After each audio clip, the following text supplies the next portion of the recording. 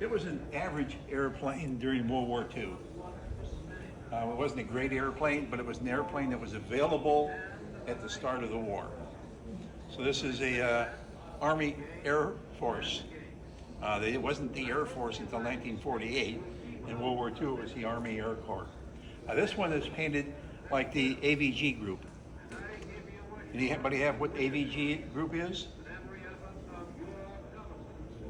The ADG? AVG. American Volunteer Group, the Flying Tigers. Oh. I think we've all heard of the Flying Tigers. Yeah. This is the type of aircraft that the Flying Tigers were given.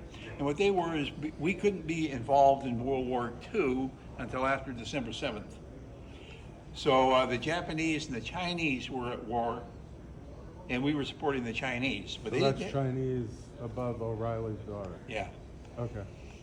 And O'Reilly's daughter is kind of a slang thing in Japanese. Yeah.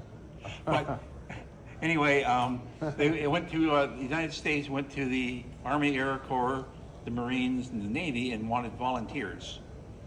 And they all dropped their commissions, became the volunteers. They went to Burma, trained, and they went to China. And for 6 months, they fought against the Japanese. And then December 7th happens, and now we're involved.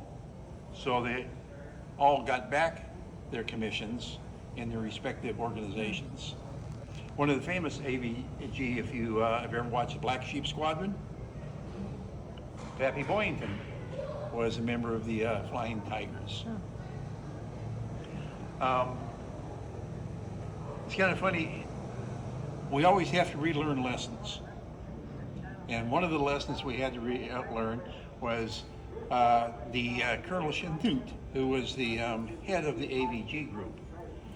He knew that the Japanese built their fighter aircraft for dogfighting. They were very lightly built. They could climb. Our aircraft were built much sturdier, more heavily armed. We had self-sealing fuel tanks, which is a rubber bladder.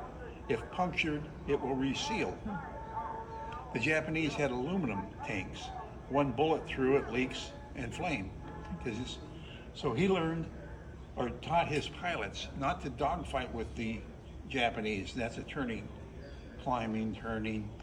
Taught them to get above them and dive into them, shoot, use the speed of your aircraft to pull back up, roll over the top, and then re-engage. Called a vertical scissors. When we got involved in World War II, the Navy, with their F-4s, decided they would dogfight with the Japanese, and they learned the same lesson. You don't dogfight with the Japanese aircraft. Within a couple of turns, they're inside you and shoot you down.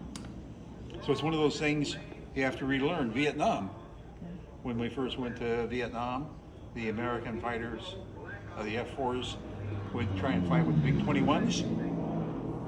Bad idea, because the MiG-21 is smaller, more maneuverable, get inside and shoot you down. It wasn't until they learned the lesson to use the strength of your aircraft against the weakness of your opponent.